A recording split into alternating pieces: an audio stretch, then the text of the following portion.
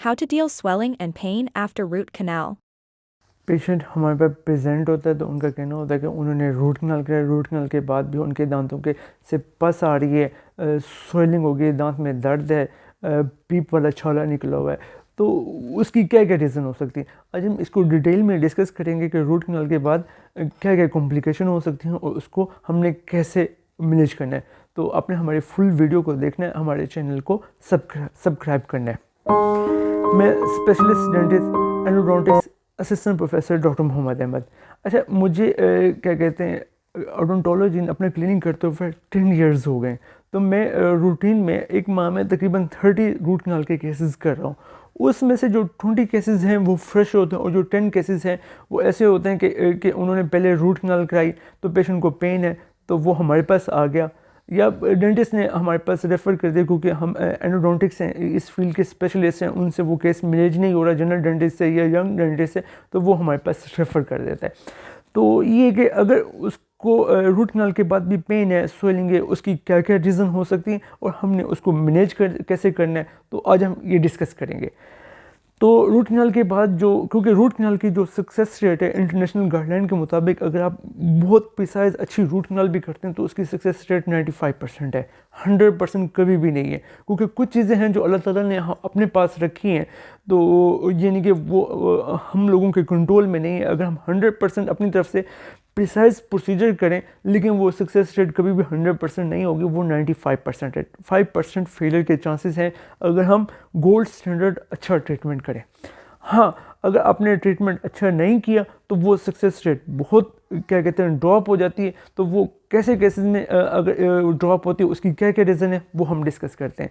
अच्छा, जब हम रूट कनाल करते हैं उसमें से जो सबसे पहला पैरामीटर है जिससे सक्सेस रेट ड्रॉप होती है वो ये कि रूट कनाल में हम करते हैं जड़ों को साफ़ करते हैं और जड़ों को फिल करते हैं। अगर हमने जड़ों को पूरा साफ़ नहीं किया, आधी जड़ें साफ़ की, उनको फिल कर दिया, तो जाहिर बात है आपकी जो रूट कनाल की क्वालिटी कंप्रोमाइज़ होगी, तो आपको दोबारा इन्फेक्शन के चांसेस होंगे। आपने रूट कनाल में जड़ों को फुल लेंथ तक साफ़ करना है और उसको फिल करना है। फिर दूसरी रीज़न ये है कि आपने जब साफ़ करना है तो उसके लिए स्पेशलाइज्ड डिसइंफेक्टेंट मिलते हैं जिससे आपने उसको साफ़ करना है, क्लीन करना है। उसके लिए जो रिकमेंडेड है सोडियम हाइपोक्लोराइड। सोडियम हाइपोक्लोराइड से अपने और क्या कहते हैं रूट कनाल की जो सिस्टम है उसको बार बार इरीगेट करना है, डिसइंफेक्ट करना है। ये ऐसा है कि जैसे आपने उसको मैकेनिकल भी इंस्ट्रूमेंट से साफ़ करना है, ये नहीं कि जैसे मैकेनिकली आपकी फाइलें होती हैं जिससे आपने जड़ों के अंदर ले जाते हैं उनसे साफ़ करते हैं और आपने लिक्विड भी डालना है डिसइंफेक्टेंट जिससे वो वॉश आउट हो जाए। ऐसा है कि जैसे आपने बेसन साफ़ करना है उसको मांगते हैं, तो इस तरह ना स्पेशलाइज्ड इंस्ट्रूमेंट होते हैं जो रूट कनाल को साफ़ करने के लिए हमें अवेलेबल होते हैं और उसको क्या कहते हैं मैकेनिकल इंस्ट्रूमेंटेशन के साथ हम क्या कहते हैं डिटर्जेंट हो गया, क्या कहते हैं डिसइंफेक्टेंट हो गया, तो वो हम डालते हैं ताकि वो अंदर सारे बैक्टीरिया किल हो जाए। बैक्टीरिया अंदर से किल हो जाते हैं तो उसके बाद हम रूट कनाल सिस्टम को फिल कर देते हैं। अब क्या कहते हैं काजेज़ क्या होते हैं फेलियर की, एक तो ये कि आपने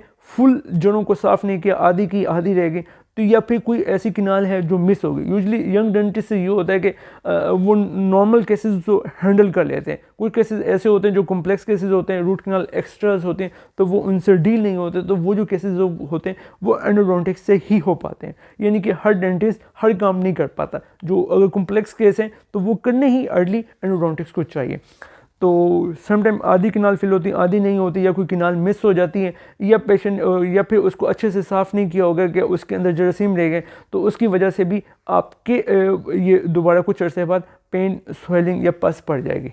ये फर्स्ट लाइन काज है। अब सेकंड काज ऐसी होती है कि आपने रूट कनाल बहुत अच्छी क्वालिटी की, उसके बावजूद भी आपको पेन हो रहा है, तो उसकी क्या क्या काजेज़ हो सकती हैं। उसकी काज ये हो सकती है कि समटाइम जो आपकी जो बैक्टीरिया है ना, तो वो यूजली रूट कनाल में हम क्या कहते हैं दांत के अंदर वाले पोर्शन को साफ़ करते हैं, तो बैक्टीरिया दांत से निकल के नीचे हड्डी में नहीं जाते, ठीक है, तो अब वो वहाँ पे हील हो जाता है, पस आना बंद हो जाती है। समटाइम ऐसा होता है कि जब एक दफ़ा बैक्टीरिया नीचे हड्डी में चले जाते हैं ना, तो वो रूट की क्या कहते हैं एक्सटर्नल सर्फेसिस पे डिपॉजिट हो जाते हैं, या वही बोन पे डिपॉजिट हो जाते हैं, वो वहाँ पे क्या कहते हैं बायोफिल्म प्लाक डिपॉजिट हो जाता है, तो वहाँ पे आपके रूट कनाल के इंस्ट्रूमेंट नहीं जाते।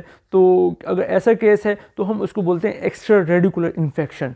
तो उस केस में जो है हमें फिर क्या कहते हैं रूट कनाल रिपीट से फ़ायदा नहीं होगा। अगर रूट कैनाल के अंदर ही कोई प्रॉब्लम है कि डिफिशिएंसी से हम रूट कैनाल रिपीट करके उसको बेहतर कर सकते हैं। लेकिन अगर रूट कैनाल परफेक्ट हुई है, उसमें सारे पैरामीटर्स ठीक हैं, तो इसका मतलब है कि जो आपके जो बैक्टीरिया हैं वो बाहर हड्डी के अंदर अकोमोडेट हो गए या रूट की एक्सटर्नल सरफेस के ऊपर जमा हो गए, तो वहाँ से क्या कहते हैं इंटरनल रूट कैनाल करने से फ़ायदा नहीं होगा। तो उसके लिए हम सर्जिकल रूट कैनाल बोलते हैं, जिसको एपिसेक्टमी। तो हम उस हिस्से को साफ़ करते हैं, बोन के हिस्से को, दांत के हिस्से को, थोड़ा सा रूट का पोर्शन कट करके तो उसको रिपेयर कर देते हैं। तो उसके लिए हम एक मैं अलहदा से डिटेल वीडियो बनाऊंगा कि क्या कहते हैं एपिसेक्टमी किस तरह करते हैं, क्या कहते हैं रूट एंड सर्जरी किस तरह करते हैं। अच्छा, जो थर्ड ऑप्शन ये होती है कि रूट कैनाल से जब इन्फेक्शन नीचे हड्डी में जाती है तो बोन लॉस स्टार्ट हो जाता है। समटाइम ऐसा होता है कि बोन का लॉस इतना ज़्यादा हो जाता है और वो वहाँ पे एक पैथोलॉजी बन जाती है। उस पैथोलॉजी का नाम है सिस्ट। सिस्ट अगर वहाँ पे बन गई है तो रूट कैनाल के बाद वहाँ पे पस है या स्वेलिंग है वो ठीक नहीं होगी। सिस्ट के लिए आपको एक छोटी सी सर्जरी करनी पड़ेगी। तो वो भी क्या कहते हैं इस वजह से भी, यानी कि क्या कहते हैं आपके अब 3 मेन काजेज है रूट कैनाल पे। एक तो रूट कैनाल के बाद पस इन्फेक्शन की 3 मेन काजेज हैं। एक तो फर्स्ट काज हुई कि आपकी रूट कैनाल की क्वालिटी कंप्रोमाइज़ है, उस केस में तो आप दोबारा रूट कैनाल करके उसको ठीक कर सकते हैं। सेकंड काज क्या हुई कि वहाँ पे एक्स्ट्रा रेडिकुलर इन्फेक्शन है। और थर्ड काज क्या है कि वहाँ पे कुछ सिस्टिक लीजन बना हुआ है, बहुत ज़्यादा बोन लॉस है, सिस्टिक लीजन बना हुआ है। तो जो सेकंड काज और थर्ड काज जो है, जिसमें हम बोलते हैं कि एक्स्ट्रा रेडिकुलर इन्फेक्शन है, क्या कहते हैं, या फिर सिस्टिक लीजन है, तो उस केस के लिए आपको सर्जिकल रूट कैनाल या एपिसेक्टमी की साइड पे जाना पड़ेगा, उसके बगैर वो ठीक नहीं होगा। तो इंशाल्लाह आप हमारे पास विज़िट करें। अब हम फर्स्ट लाइन तो हम यही होगा कि हम क्वालिटी रूट कैनाल की क्वालिटी को बेहतर करके आपके ये मसले ठीक कर दें। अगर उससे नहीं होता तो हमारे पास सर्जरी की ऑप्शन भी अवेलेबल है। आप विज़िट करें, इंशाल्लाह हम आपके दांत को सेव करने की अल्टीमेट कोशिश करेंगे कि वो उसको निकालना ना पड़े, उसको ही फंक्शन में ले आए। थैंक यू, अल्लाह हाफिज़।